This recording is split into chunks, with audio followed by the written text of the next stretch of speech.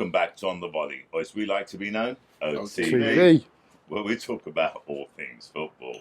Now, we're just going to do a quick summary of the weekend's games, which was quite interesting this weekend. So, who's going to start, Matthew? No. I mean, I was saying earlier on in an earlier podcast what a cracking set of fixtures we had this weekend. So, yeah, I mean, I don't think they're disappointed, really. I mean, there was a couple of 0-0s, but they weren't completely disinteresting games to watch. Very competitive all the way through. Some excellent results as well. I think we'll probably start with Brentford, won't we? Against West Ham. Well, I mean, it definitely was a cracker of a game. Like it was, and Brentford are doing it, aren't they? Yeah. They're doing it, man. I mean, it's they just keep motoring on, and they don't give up. They don't give up at all, do they? Well, all I've got to say, okay, right, is a certain person here was digging me out, okay, because we lost the first game against Brentford 2-0, yeah? But these guys are giving everyone a run for their money. And I've got to take my hat off to them because, I mean, if you think about it, they drew 3-3 against Liverpool, okay? Look, Brentford have only let in 5 goals, and 3 of them was against Liverpool. Mm-hmm. Yeah, okay? So, I mean, they're doing something right. Yeah, I mean, like all teams, building on a solid defence is key to success, especially if you were essentially supposed to be down at the bottom of the table, which obviously they're not, and they don't look like they're going to be towards the end of the season. No. They're flying high at the moment. They may taper off if there's a few injuries and stuff like that as we go through the season. They've maybe not got that massive depth of squad, but at the moment, they're flying. They get the points that they need, which will stand them in good stead towards the end of the season.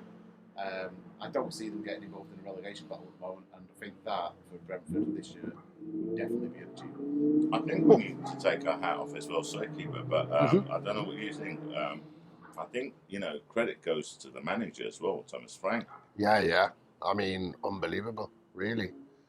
He's got them playing as a unit. I mean, they play some great football. They really do. They're good to watch. They're really entertaining to watch. But had anyone heard of him beforehand? Because, I mean, I hadn't.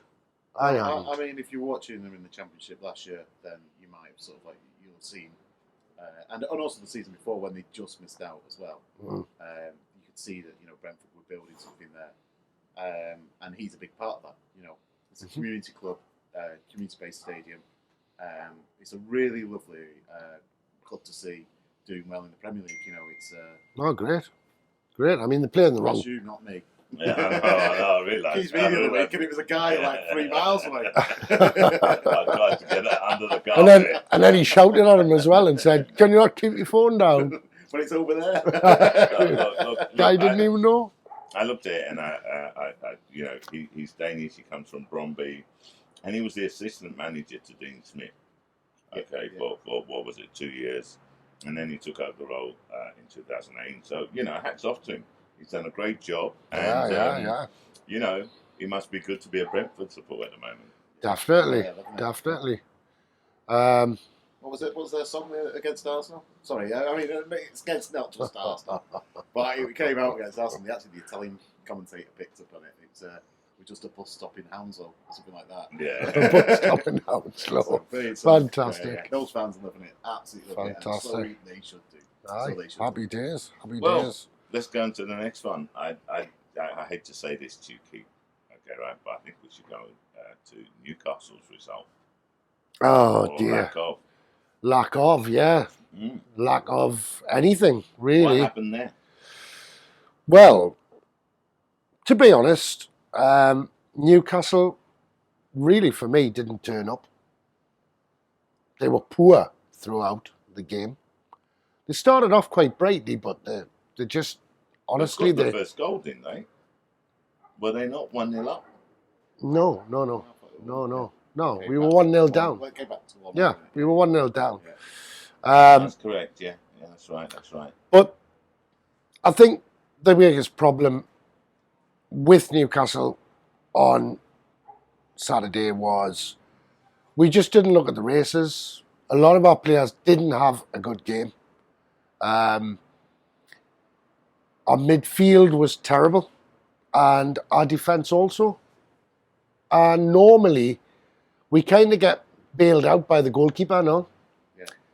Fortunately, called Darlow twice on... Yeah, I thought he was a little bit out of position, really, wasn't Yeah, wrong angles, out of position. Don't get me wrong, you know, Jimenez bursting through the middle, and he's played for both Wolves goals. He's played 2 great balls to Yang Chan, He Chan. I can't pronounce it. Wang He Chan, he's called. He's South Korean.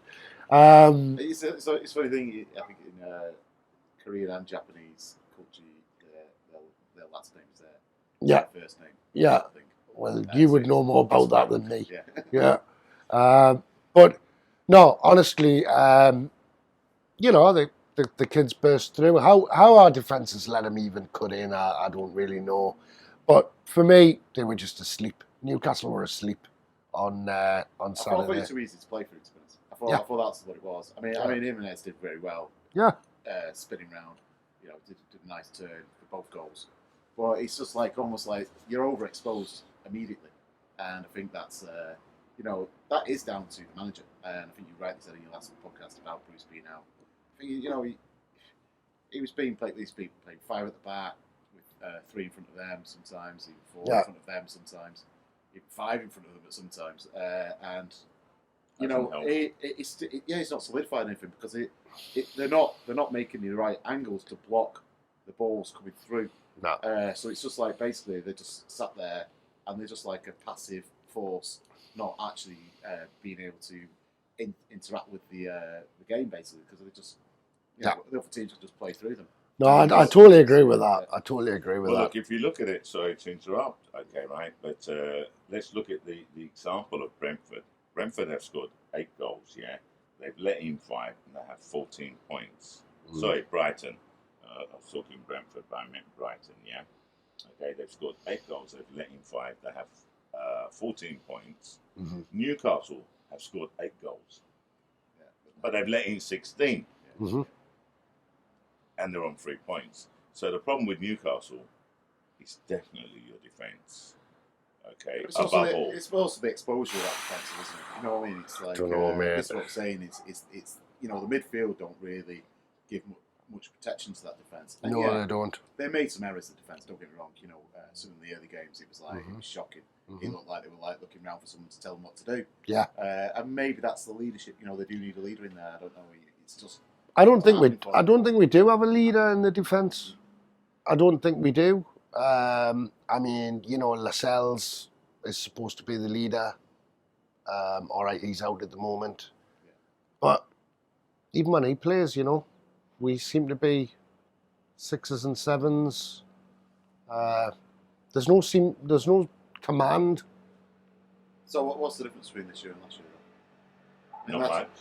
No, last year they had a bit of a run. They had a bit of a run towards the end of the season, didn't they? So, which got them out of relegation. I think we had a bit of a run because our players were back fit and all playing at the same time. Right. The introduction of Joe Willock. I was about to say Joe Willock was the difference last season. I think defensively also as well. They were, but if you think about it, the midfield were playing better, so they were taking pressure off the defenders. I think.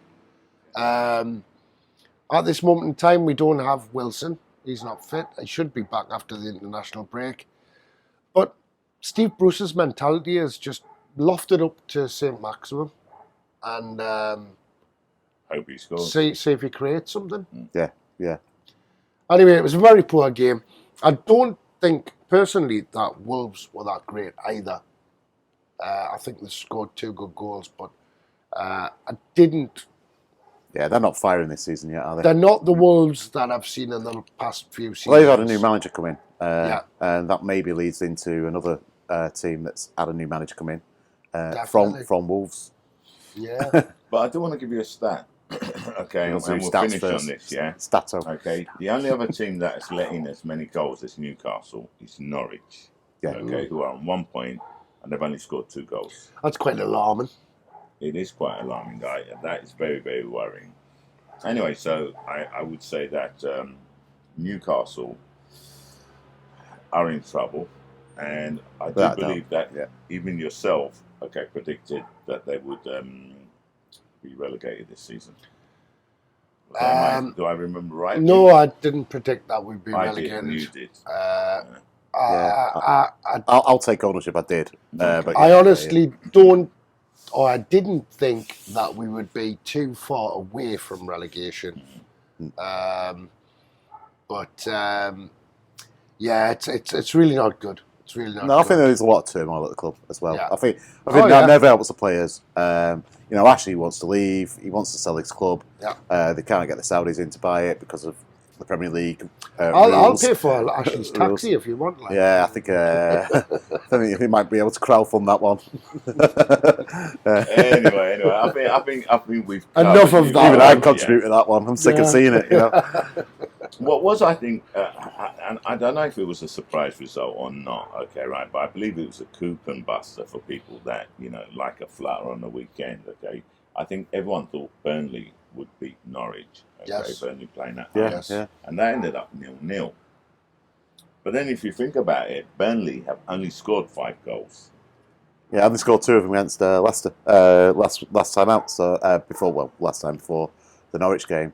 Probably why I backed Burnley, and I did back Burnley. Burnley again, another club not firing on all cylinders at the moment. And this is not down to a new manager, obviously.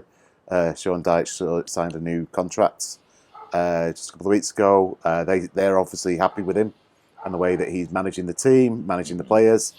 Just not really getting the results. And they are going to find themselves in a dogfight. They're going to find themselves in a dogfight if they don't, put their ideas up soon. And if you remember, Burnley finished in Europe 3 or 4 seasons ago. Definitely. And that seemed to be the catalyst of this spiral downwards. So they had too many games, not enough players, and they just seemed to. But it can do that. Fall off. Yeah, it can do that. You get that dream position where you go off to Europe and it's all happy days. Yeah, and it's happened to quite a few teams. Yeah, in the just past. look at Leeds. Yeah. Just look at Leeds. What happened to Leeds? So. Anyway. Yeah, that was a little bit different, though, wasn't it? That was a little bit of overspending. Bit more to do with money, that one, I think. And then had to sell the entire squad, but probably. But Burnley just seems to have lost their mojo and their impetus in the Premier League after that. And now they always find themselves more down towards the bottom end of the table rather than just above mid-table if challenging for Europe. It's a shame. It's a shame for them. I mean, the other thing as well is I heard a report that basically kind of coming from Norwich saying that they kind of expected to be in this situation at this point. Yeah. And they seem to feel as if they've done quite well so far. I mean, not or as well as expected. Well, 1 point from 7 games, that can't be. That can't have been in your sort of like. No, well, it seemed like pre-season plan of the right. What we've got to do is get 1 point for our first 7 games. It seemed like a really strange statement. No, but it was said. It was said. So yeah. I mean, they've had some tough games in there, but come on, I mean, they've had City, but Sorry, but they've had Arsenal actually. I think most teams that get promoted, their primary goal is to not be re-relegated. Of course. Okay, that's their primary goal. Okay, Brentford at the moment is the exception to the rule. Okay, and I take my hat off to them, and good luck to them in their football. Anyway, should we go on to Chelsea, Southampton? Okay, the draw experts, as we call them, 4 draws and 3 losses. Well, they were drawing when they had 11 men on the pitch. Yeah. So, yeah. But it was a sending off. There's no doubt about it. He's gone through the back and he's off his feet, studs are up. I mean, that's that. Will it change the game? I mean, Chelsea scored 2 late goals, wraps it up quite nicely, actually. I think 86th and 89th minute they scored. Yeah. So, I mean, it probably did make a difference to the result. Southampton, looking solid in defence and when they've got 11 players on the pitch. But, with 10 against Chelsea as well, who were going really well this year. It's a very difficult ask. It would have been interesting to see what the result ended up as if they'd had 11 players on the pitch Yeah. until the end of the And game. this is all the ifs and buts of football, isn't Yeah, it? exactly. It's Well, fine you know. margin, so... But they might have quite well got a draw out of that. Yeah. Really. And they'd actually beaten Chelsea twice in the previous 2 games as well. You know, it's like becoming Chelsea's bogey team almost. You know, I was about to say Eintracht Frankfurt beat Bayern Munich. Yeah, I saw that. Yeah. You know what I mean? First time since 2019, was it? At Something home? like that. Yeah. In the last minutes, okay, they scored. Well done them. Yeah, and there's another coupon buster for you. Okay, whoever went with Bayern Munich. Well, if you like betting your 9-1 ons Yeah, this world, exactly, it's But a Frankfurt United there, because that's what Eintracht means, doesn't it? Well, whoever Eintracht, I think so. Yeah. well, whoever I think it means said United. Eintracht would win, I wonder what the odds were on Left that. them right off them. All right, let's go forward. Leeds United versus Watford. Yeah, well, someone lost the job after this one, didn't they? So, yeah. Somebody got the sack. Yeah, Zisco lost his job. Ranieri's going in now at Watford. Watford have got a history of this. They do it all the time. You know, they have a few bad results that the manager get. I think they went through 3 in a season once. They did. Someone said this is a model that works for them. I think. Well, it didn't work that well for them because they got relegated. Yeah. So I think it's too early to be sacking managers. But with the exception of Bruce. But it's.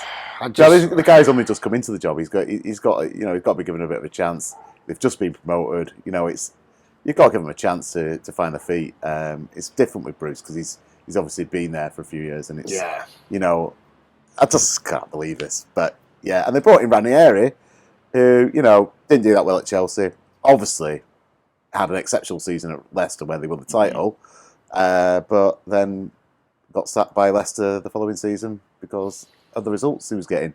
It just seems like a very strange idea. I was saying to By Sharp. Potts, yeah. I was saying to Sharp today. I actually thought that Ranieri had basically hung up his boots. I thought he was retired. He wasn't coming back into football. I mean, we love him because he's from Trastevere, isn't he? Yeah, in of course, Rome. yeah. And everyone in Rome loves him because he's a real gentleman, Yeah. real nice guy. The game, so it's nice to see him back. It's just is he the right guy to keep Watford up? I mean, on previous. I think he'll results keep now. Watford up. Look. The surprising thing is the sacking. Also because Xisco, he's Watford are only 1 point behind Leicester. Yeah, Okay. yeah. And Leicester aren't going well, are they? Wolverhampton is not much too, but Leicester are not doing too well, yeah. But if you're going to use a benchmark and you're 1 point behind Leicester, you're not in the relegation zone yet. So I think maybe it was just a case of reacting knee-jerk reaction too soon, or they saw a gap. They saw the situation. Ranieri is available. Okay, and An opportunity to get him before somebody else gets him. So I mean, I don't know. I wish Newcastle United had seen that gap.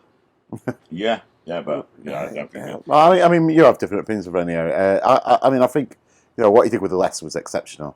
But I do remember he wasn't that great at Chelsea, and he wasn't that good in the next season with Leicester. And I just don't know. I don't know why everyone sort of we're always looking for new managers when the current one's not being given a chance.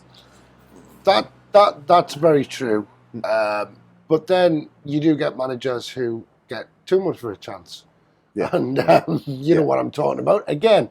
But I mean, Bruce, by any chance? No, he's talking about another manager, obviously. Obviously. But somebody like Ranieri, do you not think he would have done a good job at Newcastle? No, because Newcastle don't invest in any playing staff because Ashley's just basically giving up on the club and he just wants to flog it, and basically that's your problem. Yeah. Your problem. I mean, all right, Bruce is a bit of a problem because he's kind of a bit of an old style manager, but given the backing of a decent owner, he'd have better results, wouldn't he? He would. He'd have better players in his playing staff. Yeah. So I think everyone this. Ashley's probably loving this. Everyone deflecting the blame on Bruce, but actually it's not Bruce, who's the absolute problem. He's The not the absolute absolute. No, problem's- yeah, you're right. is Ashley. You're totally correct. You're totally correct. But could he do better? Ashley has thrown Bruce. Would under the Ranieri bus. do better than Bruce? I'm not sure he would, actually. I'm not sure he would. No. No, I mean, I don't know. I don't know. Because, if you think about it, I mean, that team, it's not a bad team. I just think that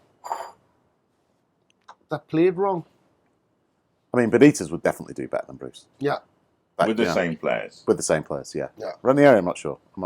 Look, the point you're making a valid point, okay, right? But then you have to take certain examples into consideration. And a classic example that I'll give you, okay, right, was Chelsea. Okay, they sacked Frank Lampard, who was a legend, a fan favourite, okay, right? They put in Thomas Tuchel, okay, and look at how he changed the results with the same players. But Lampard was given a bit more time, wasn't he? He wasn't given 7 games. What I'm saying is, look at the change, okay? So, if they sack Steve Bruce and put another manager in, like a Graham Potter, okay, Well, who's doing... If I was Graham Potter, I wouldn't be going to Newcastle. No, I'm just saying, who's doing, okay, a great job at, where's he at? Brighton at the moment. Yeah. He's doing a great job at Brighton, okay?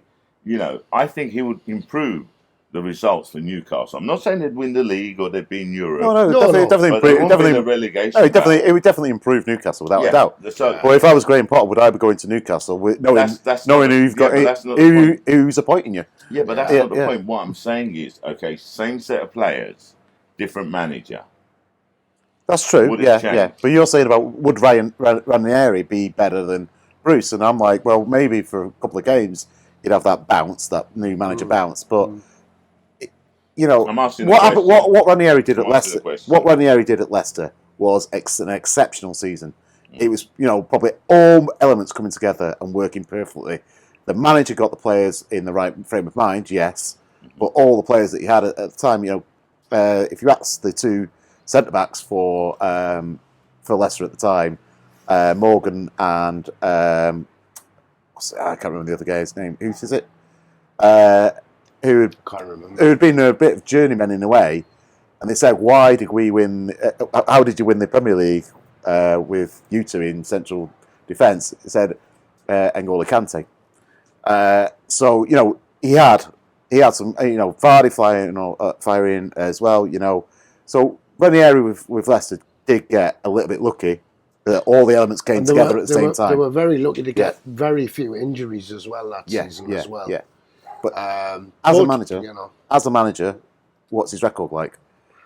So going to Newcastle, if you think that was the right appointment for Newcastle, I think Newcastle needed a little bit more, someone who's going to go in there and really shake up that team. And Ranieri doesn't seem like that sort of manager. Well, Ranieri didn't do very well at Valencia either. They kind of ran him out of Valencia, didn't they? Yeah, exactly. So he's had a few.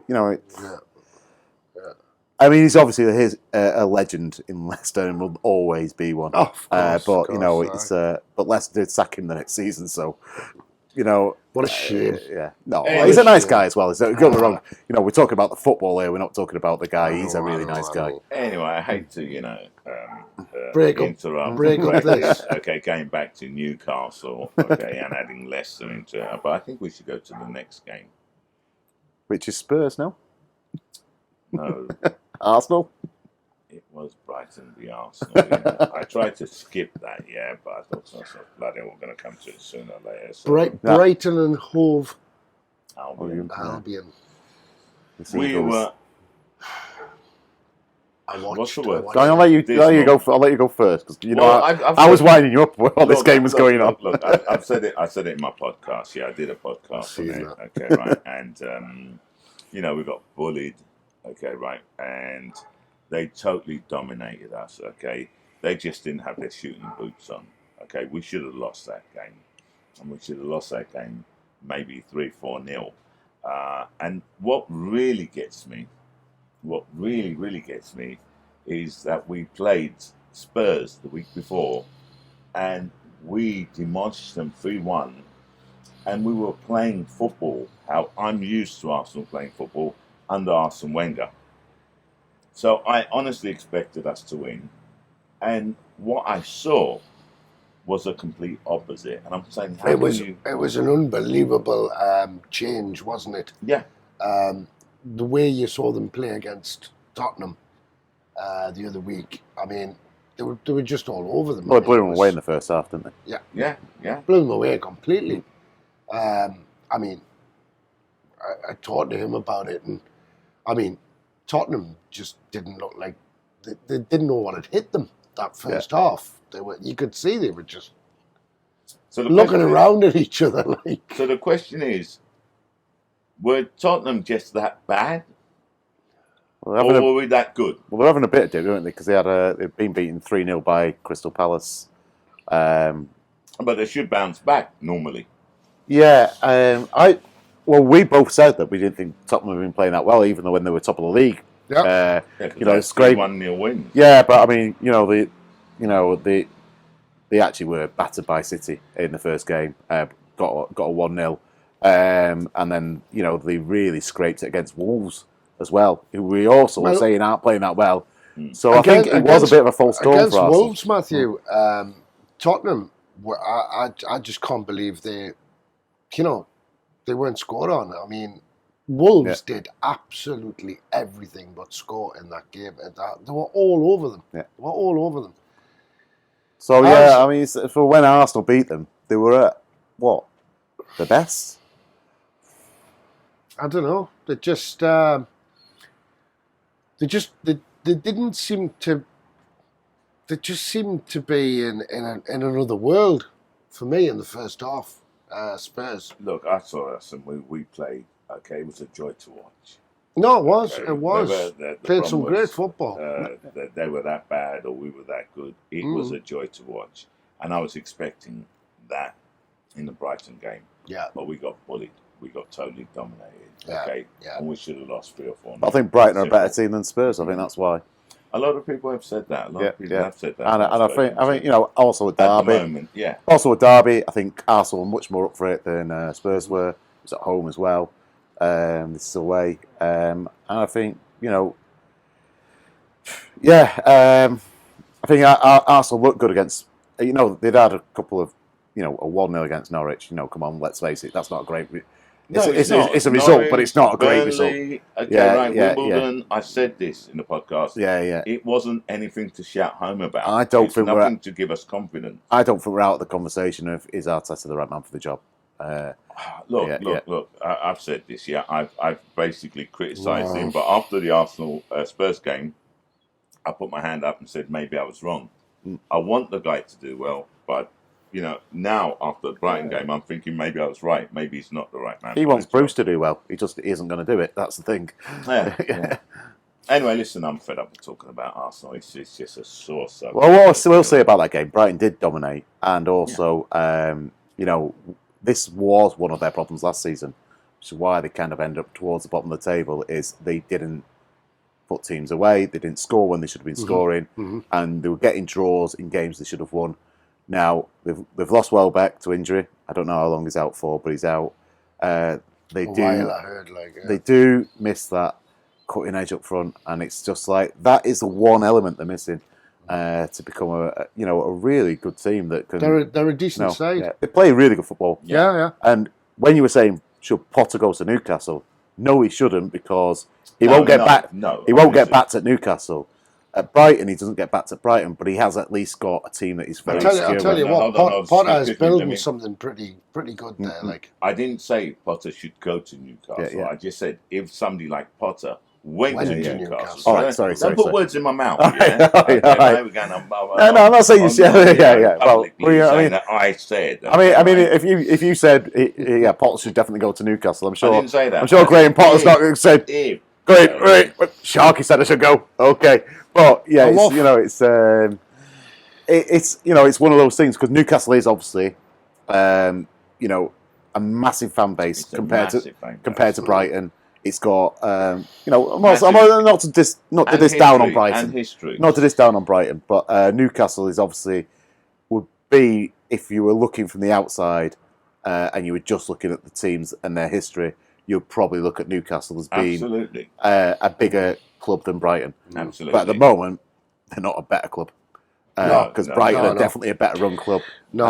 And they're a more interesting team to go into, I would say. I think though. He likes sticking the knife in Newcastle. I don't actually. I actually just like being honest with things. You know, it's He's done it with a smile on his honesty. face, yeah. I think like Newcastle, honestly, I think Arsenal, they will come good this season. I think it will click. But it's like all the time, everybody kind of on the paper. No, it's like you're thinking Arsenal are playing Brighton. It's not like that anymore. Right? It's not like that anymore now. No, we're a mid-table club at the moment. Very different. And, things have changed. Things have changed in the Premiership. I mean, like we just spoke before, look at Brentford. Yeah. You know what I'm saying? Things are changing. Things are changing for good for some teams and bad for others. I think what we have to remember is Arsenal is only 6 points off the top. Now, it's only 6 points, but that's a lot in the Premier League, yeah? It is, but it's teams very will early lose doors. points because it's very, very competitive, okay? And anyone can beat anyone. There are no more easy games in the Premier League. There's no such thing as an easy game, and we've seen that with the results, okay? Absolutely. We've also seen that with our betting tips forum, okay, right? It's just, although... Yeah, the bookies are very happy, aren't they? Of course they are, yeah. They're laughing at the moment. Now we go on to let's talk about Crystal Palace. Sorry, in joke here. Okay, right. It's off camera, that one. So No, not about Crystal Palace. No, or definitely not. Leicester. Okay. Was So something Crystal else. Palace, Leicester. Okay, right.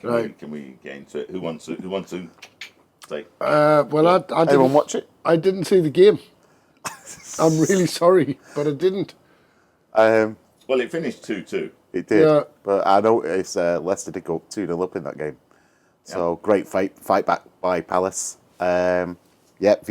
I kind of starting to like what he's doing there. I think he's really getting, a bit of a team spirit there. He's got them playing some good football. We saw that against Tottenham when they won 3-0.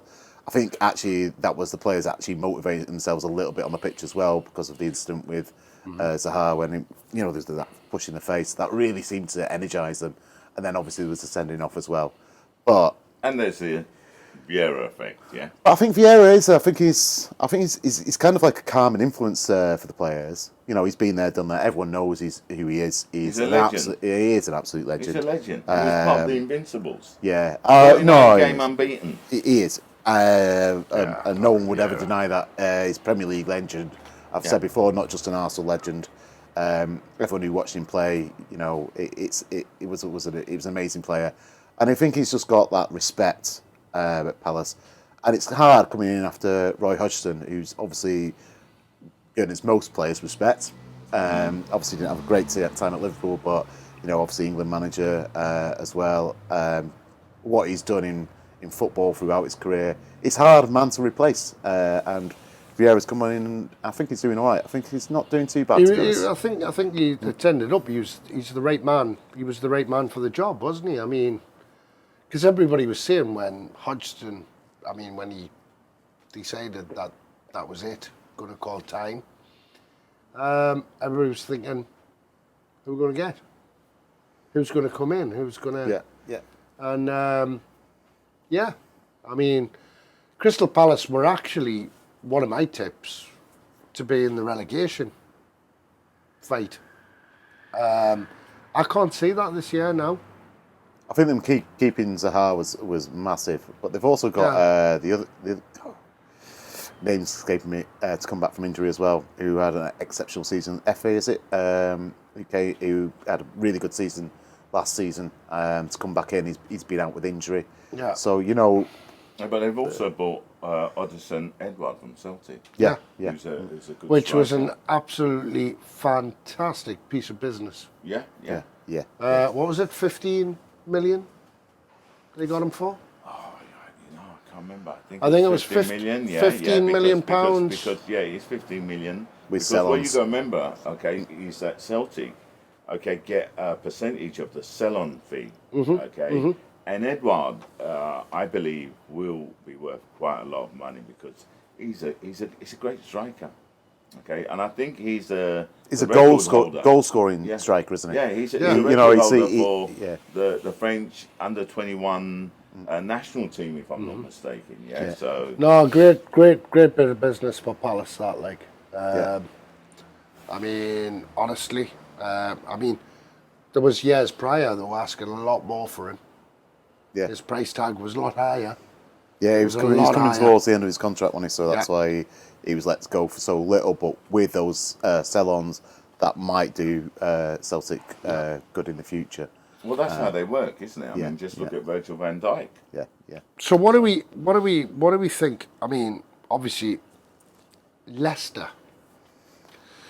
They've Not doing too kind well. of not had a great start of the season, have They've they? had a few injuries prior to the season, haven't they? So they've got some players coming back in now. But yeah, I think this is not where they would hope to be.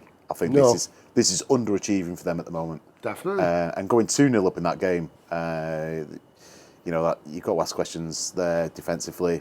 You know, you can most top teams can see out a 2-0 lead. They really can. Oh, right. And Leicester obviously not able to do that against Palace. Maybe that's because Palace played so well, and they did play well actually. I saw the highlights of that game, and they did really go at it, hammer and tong, with Leicester.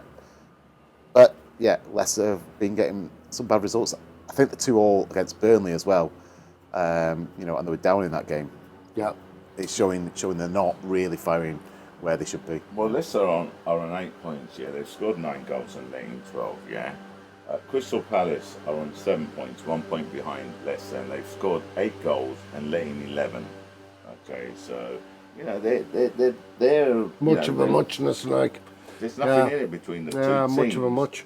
Yeah, At the moment, it's only 7 games. Palace have played Chelsea and Liverpool away though, haven't they? Yeah. So they conceded 6 of those goals against those two teams. Two teams which are playing exceptionally good football at the moment. So I think Leicester will pick up, and I think you know, they'll get back to winning ways. And yeah, but I think they're now going to kind of like find it a little bit harder to get maybe back into Europe. I kind of thought they might be challenging for the top 4 this year, but I don't think that's going to happen now. Listen, there's a long way to go. Yeah. There's a long way to go. They're on 8 points. You know, Chelsea on 16. Okay, you can say that's a massive gap. Okay, right, but in terms of performances as well, though, you know, all you need is like a 3-4 game run. Yeah. Okay, and things change. So let's see what happens. Or a 21 game one. Anyway. Yeah, right, and they'll win the league probably. Okay, right. So, well, you know, we'll see what happens. Let's go to the next game. Okay, right. Oh God. Okay, Spurs v Aston Villa. Why they're grown? Let's talk about them lot. Yeah. And they won. Yeah. They did, yeah. 2-1, thanks to an own goal, albeit thanks to an own goal, but they won 2-1. So Was that an own goal? yeah. I thought he had more of the touch, actually got the final touch. It was basically classified as an own goal. Oh, was it in the end? Officially, so They must have got the Yeah, final yeah. touch there. But I mean, he had no option. He had to touch it because otherwise Morrow would have been in and scored it anyway. But yeah, Tottenham played better in that game. I watched that game in its entirety.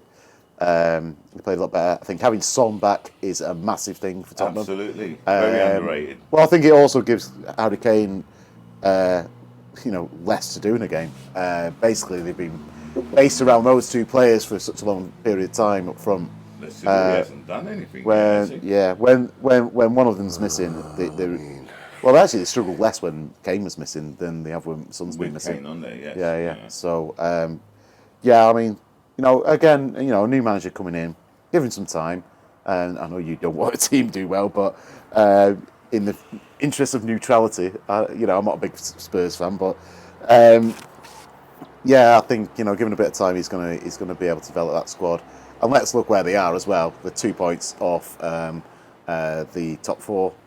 It's not like they're having a really poor season so far, but. Well, if you ask, they had 3 bad results. If you were to ask the Tottenham fans at this moment in time, apparently they are, because they basically wanted an inquiry into what the project is, and after the Arsenal defeat. After the Arsenal defeat, they they started getting a bit stampy feet, and Well, we said earlier, we've all said earlier, Tottenham, didn't look great this season so far. no, But they're not looking great, but they've got results. So Yeah. I mean, Yeah, that's all that counts, really. basically the manager is only going to be judged on his results. Certainly at Tottenham, in terms of Levy, he's not bothered about the style of football.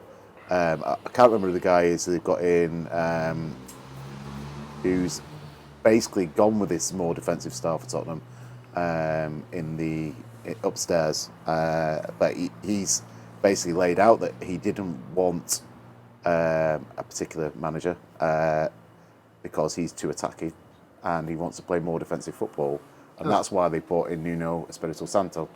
Right.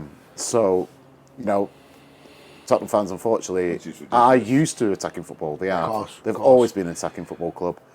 They may have to get used to this new style of football.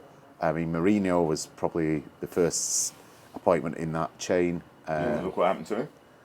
Well, he didn't get results, did they? no. He did, but then he was just not to have done. He wasn't doing that bad, I think, but they kind of sacked him anyway. Before the final. I mean, Was it League the- Cup final?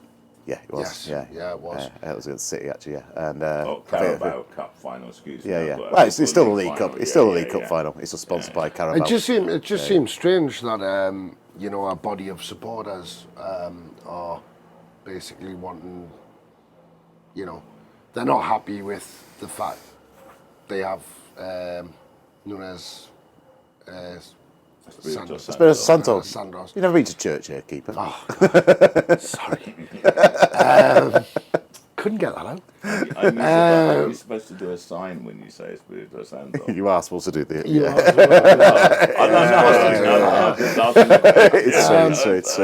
It's true. He has been to church. I've seen him more. But it just seems strange that at this point in the season, they're not that far away from the top, really, are they? And they're kind of, it's as if the club's in crisis or something like that. Yeah, but just like Shah just said, if they get 3 or 4 results string together, they're right up there. Exactly. And then I'm sure those naysayers will be pretty much silenced. Look.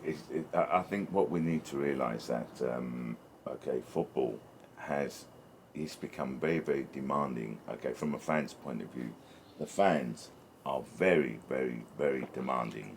Okay, especially for what we class as the so-called top teams. Yeah. So you have a couple of bad results. Okay, and everyone's on your back. Okay. I still believe that you need to look at the long-term plan, or medium to long-term plan. You're not going to have success straight away. Okay, we as fans, we're very, very demanding. So once you get a couple of bad results, and I class myself Start as rocking one the of them. boat. I know. Aye. I think that's kind of your maturity of fans, though, isn't it? It's like if you've been through a lot of suffering in your Like Spurs, yeah. like Spurs, yeah, because they really have suffered that bad. What have they won? Well, they've won a few cups in my lifetime. They've won a lot more than City did up until 2011. So I think. When? When? What do you mean when? They won in '81 against 81. City, and they won. Exactly. All right, it's a Exactly. long time ago. They won the one that Gascoigne got injured in. That was in the 90s, and I think they won in Nottingham Forest. They've had a few trophies along the line. Yeah, they've not been as successful as Arsenal, No. but they've been more successful than most clubs. They just see what's happening over in the other side of North London, and maybe, and thought, oh, we should be like that. But you know what? They want to be like us. Well, maybe. Not now. They wouldn't, though, would they? No, at the moment, no. Yeah. So I mean, it's Trophy wise, I'm lucky. I'm a City fan, and we're at the height of any time in my lifetime in terms of a success. But there was plenty of times when I had to go and watch games which many fans would never want to see their club play. Yeah, before you got even before that as well. I remember watching City play Northampton Town at home and it was 0-0. You know, and yeah, no, I know, but I'm saying and that was my low point. That was when my you got low caught point. out, so. But you know, I think if you're a Spurs fan, yeah, you want that with that big brand new shiny stadium. You're gonna want success, but That's true. But that big shiny stadium costs a lot of money. We had the pandemic. You haven't got the money to spend on players, so you have to balance it. The idea of that big shiny new stadium is the sustainability there for the future, in the fact they can fill it, they can get the revenue, and then they can spend it on players. Well, actually, that's not what's happened at Arsenal. Exactly. I was about to say so. So there is no guarantee from the chairman that is going to happen. But yeah, I think they would. The fans may be disappointed with the performances, but look at the results. Yeah. I think the results need to be looked at the end of the season. Okay, right. Always, We've got a long way to go. So let's see how they're doing by December. Christmas. Exactly. Yeah. Okay. That will give us an idea of exactly how. That separates the up. men from the boys normally. Christmas, doesn't it? Yeah, it does. Yeah. To be fair. Yeah. It does. Especially with the games, the busy schedule. It usually separates the big squads from the small squads, to be honest. Definitely. Which is very unfair, to be honest. But that's the fixture congestion that they have over that period. That's a fixture list, and it always has been. Okay, so now we're on to Man United versus Everton, 1-1. Okay, what a result. What do you say to that, keeper? Fantastic result for Everton and Rafa Benitez.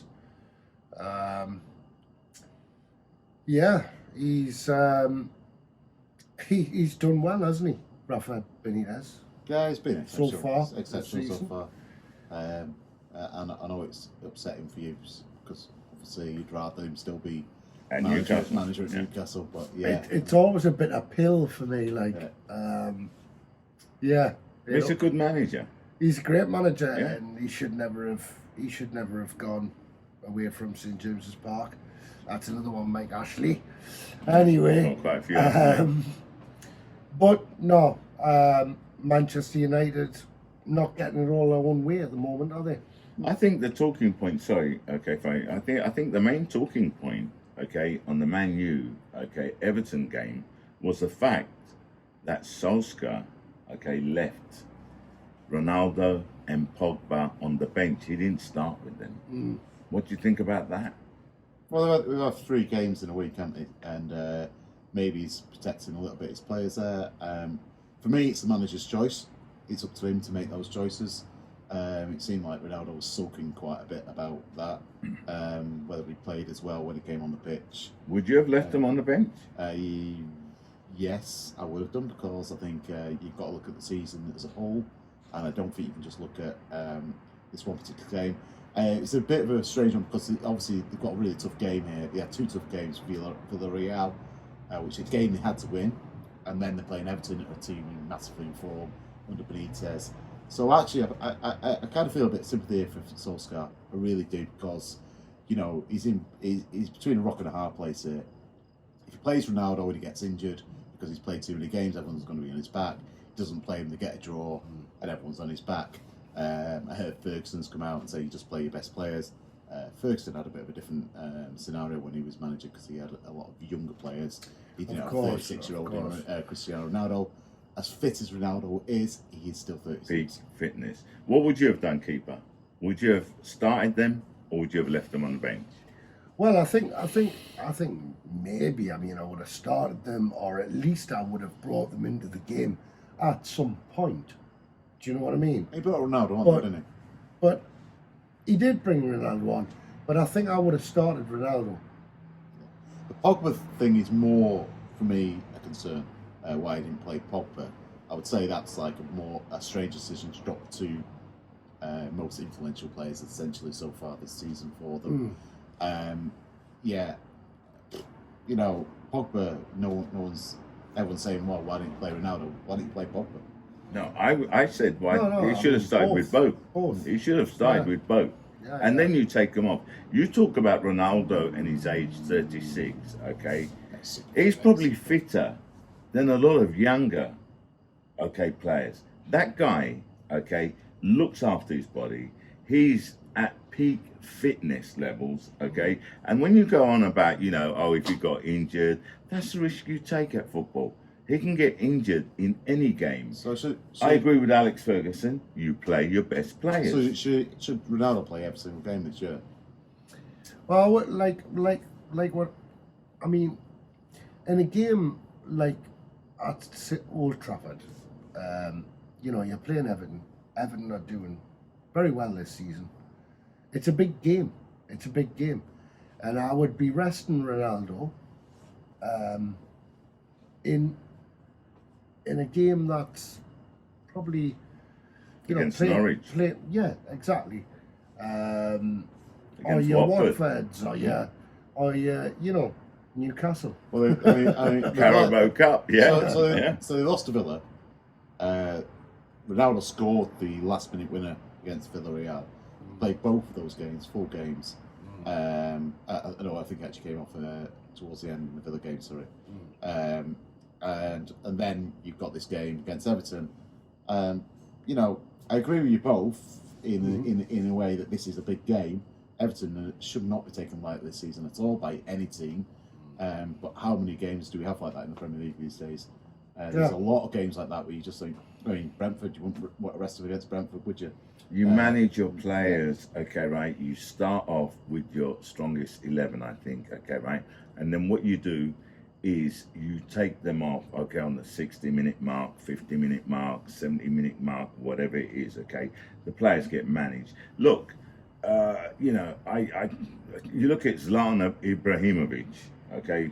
AC Milan, scoring goals, okay? How old is he? He's more or less the same age, I think. I don't know how old he is. He's older, yeah. I think Close to 40, isn't it? Yeah. Okay, and he's still doing it. Yeah. So if you look after your body, okay, as Ibrahimovic does and Ronaldo does, I don't see any reason why you can't start every game. Yeah, but Even if you don't play the full game. Maybe Solskjaer was thinking, I'll bring him on as an influence player, when legs are tiring on the other team. They've not had a midweek game. So we'll bring him on to have a more impact later on and save his legs a little bit, so he's not playing all game. He's damned if he does, damned if he doesn't. Exactly. I think there is a little bit of too much influence over Solskjaer at the moment at United. I think Ronaldo being in that dressing room is not great for him in a way, because obviously he's a big influence on. Maybe influencing team selection, got Ferguson in the stands, influencing Ronaldo's return to the club. Who's managing the club? Who's the manager of that team? Is it Ole Gunnar Solskjaer, or is it the Ronaldo or Ferguson influence making decisions for him? Well, I mean that really is for Solskjaer to decide, and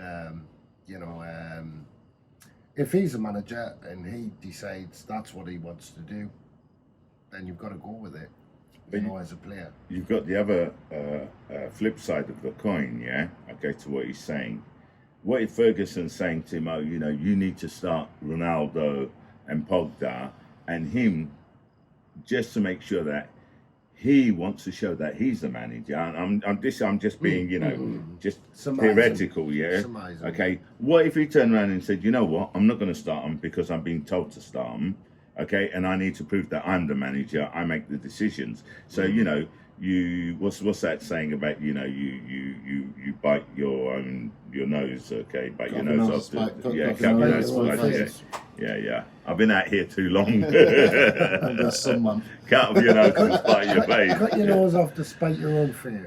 Yeah, I mean, I don't know. That may not be the case, okay, right? I'm just, it's just hypothetical, okay, in response to you. So we don't know the runnings and what's happening, okay, in the dressing room and in the club. What we do know is he's the manager, okay? He should be making the decisions. And me and Keeper, we both said we would have started both of them and then take them off. But the fans are on his back, and I think it's because it is a big club, and I think having these two big influences, it's undermining the confidence of the manager.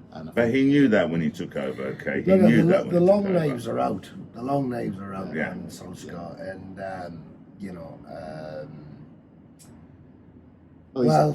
you know, I mean, Is he the right manager for the long term for the club? is he the right manager? Is he a stopgap? If he has to win something. They tried a lot of other managers before that, you know, with quality pedigree coming in. Yeah. And he's done all right, to be honest, in comparison. So Totally. but anyway, you know, that's enough about that team. No, hold on. I just want to say one more thing. Okay, right? Who is going to fill Alex Ferguson's boots? I don't see anyone filling his boots. It's just like Arsene Wenger. Okay? Yeah. Who's going to fill his boots?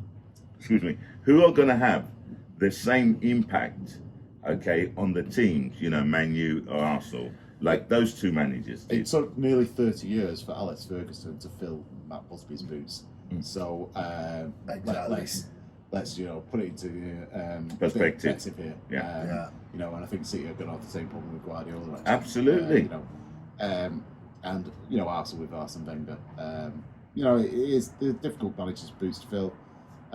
You know, maybe Chelsea have got it right. Sack your manager every 2-3 years and just keep on winning a trophy every like 2 or 3. You know, maybe that's the right model. You don't have these ingrained cultures growing in the club. You get freshness. I wouldn't like to see that, and I don't think any Manchester United fan would give up all those years under Ferguson just because they're having a bit of a lean patch at the moment.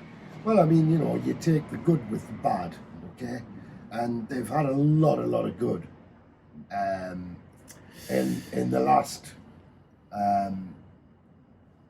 quite a number of years. Up until 2013, which is the last title they won. Yeah. And unfortunately, at this moment in time, these aren't the glory days that they were for them, and they just got to learn to accept it. I think the fans have got to suck it up a little bit. Yeah. I'm sorry. Okay, right. If I understand what you two are saying here, yeah, but we're forgetting who we're talking about. We're talking about fans, Arsenal included, okay, that were used to success.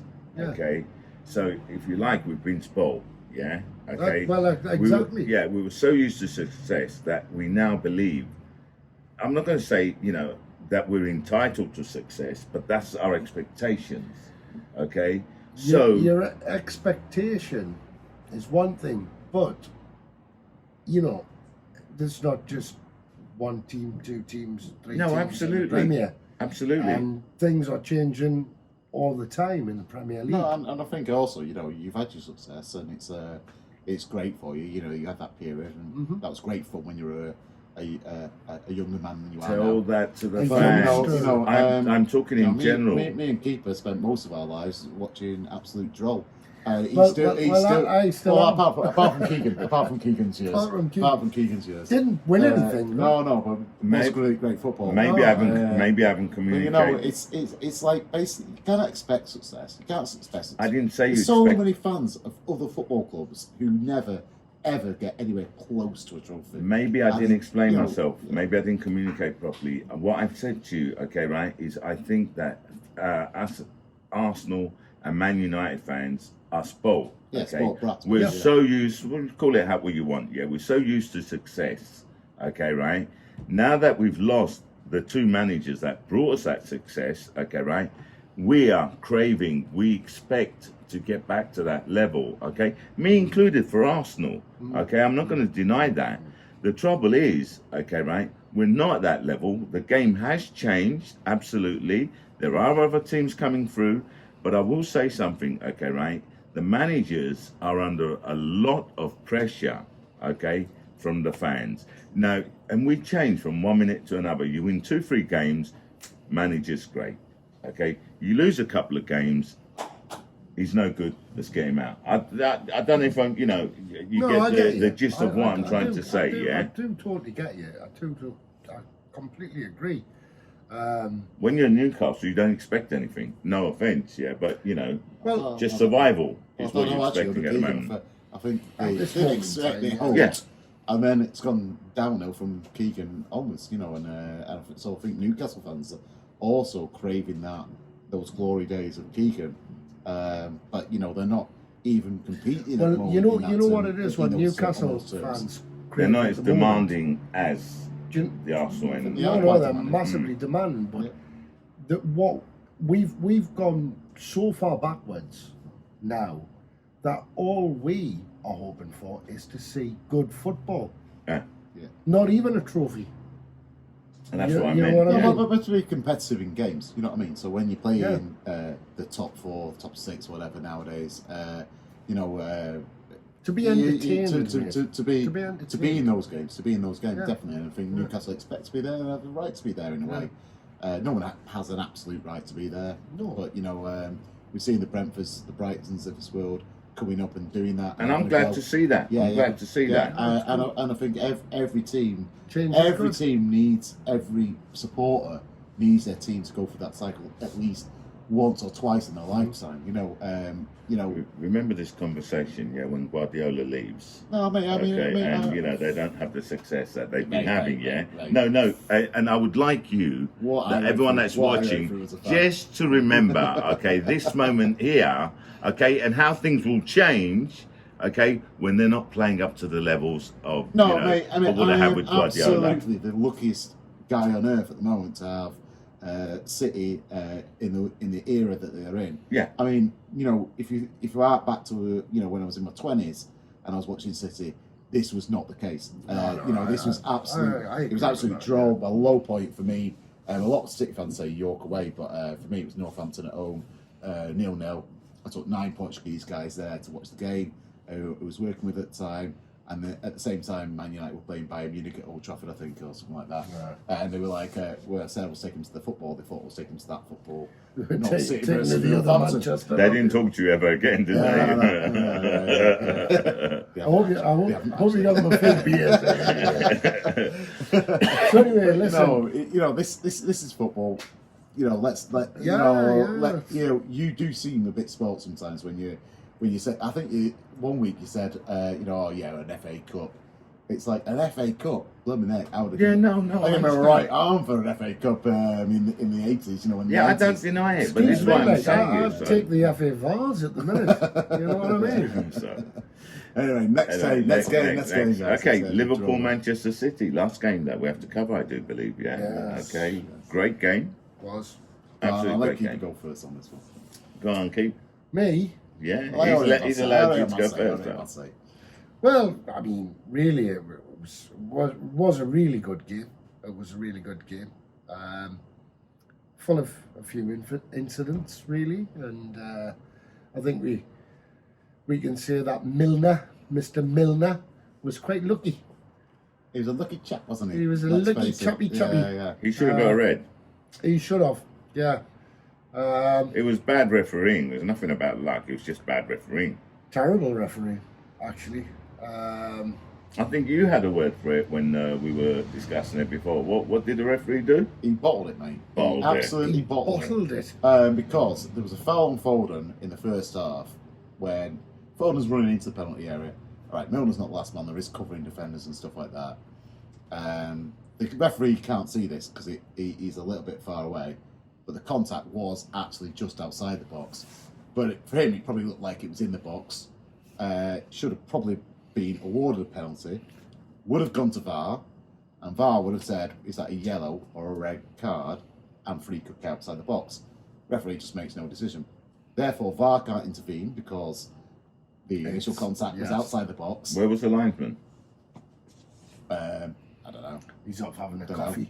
I don't know. Watching us, maybe. I don't know. Off having a cup of tea. He's watching on the volley. Yeah, exactly. I mean, who wouldn't be? Watching on the volley. Yeah. I mean, he gets away with that one. So he gets away with that one. Doesn't get any punishment. Not even a free kick for City.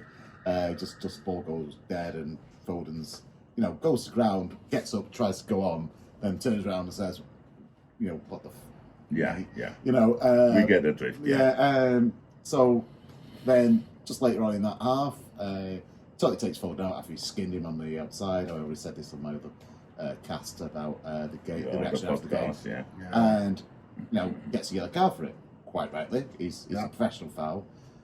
And then just before it's 1-1, and it's just before Salah scores this wonderful goal. It is a wonderful goal. I'm not going to say Class. Salah had an absolutely brilliant, spell of 10-15 minutes where he was unplayable. Set up Sane as well for the first goal. Silva's coming in off the wing. Henderson and I think I said it was Fabinho, but it was actually Henderson and Milner converge on him. But Milner's the guy who trips him and completely upends him. Legs go underneath him. Referee, nothing. He should have had 3 yellow cards in that game. Get subs off immediately after that, knowing that he's been skinned so many times by so many players. Klopp sees he's going to get a red card next time. Yeah. Get substituted. Guardiola loses the plot. Gets, ironically, a yellow card. Yeah, I mean, Milner should have been off. It would have been down. Liverpool would have been down to 10 men. It was 1-1 at the time. Zaha goes on and scores that amazing goal. That's going to probably be goal of the season, I imagine, unless Rafinha comes up with another beauty to better it. And yeah, I think City will be a bit disappointed with the result. I think they'll be a little. Yeah, but fair play to them. They didn't let the heads go. They let their heads go down. They knew full well he should have been gone. They've just seen he should have been gone. Go down and fought back, and that is unbelievable. But City had a couple of chances where they could have won the game, or not? Maybe not. Maybe not to win. At least one. Yeah, one to win it maybe, but I think they had also in the first half. Obviously, Foden took an extra touch maybe, which gave Alisson the opportunity. De Bruyne Sky went over the bar with a diving header. And what about the telescopic tackle? Wow. Yes. Well, that is telescopic. Yeah, telescopic. Mr. Gadget. It was like he teleported in there, though, wasn't it? It was like unbelievable. It was. I mean, you see the shots before Fabinho was there, wide open goal. The ball's at his foot. He's about to score it. He's not even his shot, and all of a sudden he just like teleports in, just telescopic leg. Worthy of goal. Probably won't get the credit as much as he should do. Outstanding interception though. But yeah, he saved City there. He saved City the game. Saved us a point. What a player he is at the moment. I thought he had a great game against Paris Saint-Germain. I thought he had a great game against Chelsea. He's really coming to his own, Rodri, at the moment. So at the end of that game, the final whistle, are Manchester City happy with that point at Liverpool? Well, we were saying earlier about basically the United have these tough games and stuff. Villa, then Villarreal, and then Everton. Well, look at what City had. They had Chelsea away, they had Paris Saint-Germain away, and they had Liverpool away. And out of those 3 games, they've lost the one against Paris Saint-Germain. It probably won't have a massive effect on the Champions League. I don't think. Sort of like status. No, I don't think. City probably won't be likely to win it anyway, because we never do. And Paris Saint-Germain. We've got 3 points at Chelsea. 3 points at Chelsea and a point at Liverpool. And I think before the week, City fans will probably say, apart from the PSG result, that's not a bad result from those 3 games. So, but I think we thought we should have won that one. Right. But yeah, I mean, look, you're 2 points off the top. Okay, right. There's a long way to go, and I honestly believe that the Premiership is going to be played out between contested, should I say, between Liverpool, Manchester City, and Chelsea, and there's only 2 points difference. Definitely. So it's funny you don't mention Manchester United in that. No, I don't. But towards the start of the season, I looked at some Man United's signings and I thought, they've got a chance. And then they signed Ronaldo. And I actually agree with you. I think it is between those 3. I think Ronaldo's going to have a negative influence on the dressing room. And I think it's all started this discussion about whether Solskjaer's the right manager for Manchester United. Exactly. And again, that's just going to breed in negativity to the team. Well, I'm sorry, Cristiano Ronaldo already.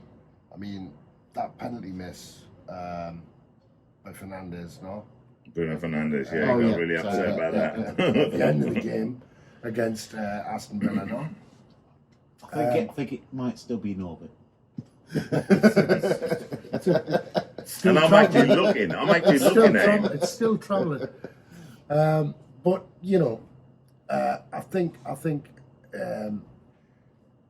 he was very negative about that penalty, wasn't he? Because it was why didn't I take it? Why didn't you know what I mean? So already there's his attitude. He's kind of upsetting the apple cart there. Yeah, his attitude is Remember Mahrez negative. did this against Liverpool at Anfield? Yes, I did. And he was like, he wasn't really the dedicated penalty taker. I had an argument with somebody. He actually got the ball, took the penalty, and that's still in orbit. Just next to Bruno Fernandes. It's just passed over next to that one. If your manager says you're the dedicated penalty taker, you're the dedicated penalty taker. But to be do not argue. But to be totally fair, okay, two things. Number one, okay, Fernandes is. I think it's only the second penalty he's missed. Yeah, I believe that Fernandes is still the designated penalty taker. Am I wrong? Yeah, I'm saying that Ronaldo wants to step in front of him. Yeah, Ronaldo. It's almost already saying, "Oh, just so I can score more goals from penalties, I want to be the chief penalty taker." To be totally honest, I probably, excuse me, I probably would have made. I probably would too. Excuse me, go back a bit. I probably would have, made Ronaldo the designated. I do not think that's like too much influence he's having at the club. You know, No, what I it's mean? not about that. It's not about that. I would have had, I would have gone up to Bruno and said, "Listen, Bruno, mate, you're our second penalty taker. I'm going to put Ronaldo in, okay, right? I'm the manager. I decide." That's what I'm saying. This is why Manchester United will not win the league this year.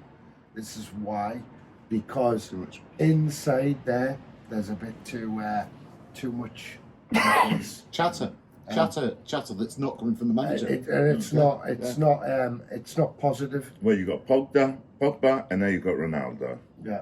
Okay, but remember something: Ronaldo and Fernandes, they're supposed to be quite close. They're both Portuguese. Yeah. I don't know how close they are. Well, I heard that they were friends. So probably not after him slagging him off after he missed that penalty. Like. Probably not. Happy mates. We've been through that, okay, right, and we're still mates with certain people, so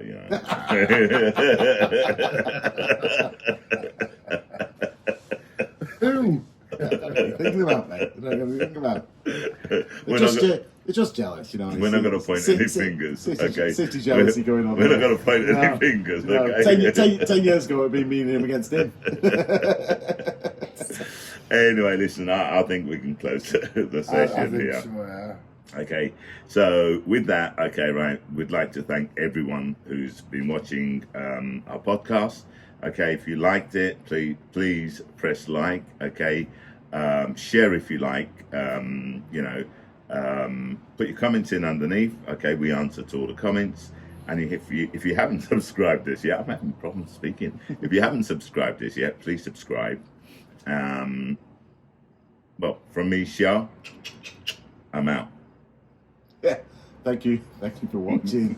If you made it to the end, well done. Yeah, congratulations to you. Yeah. And then if you've made it to the end, please subscribe at least. You know what I mean? It's lovely to have your support. That's me, Keeper. I'm out, and thank you very much, everybody who has subscribed in the last week or so. Totally from the start. Everybody who's subscribed, thank you very much, and have a good one.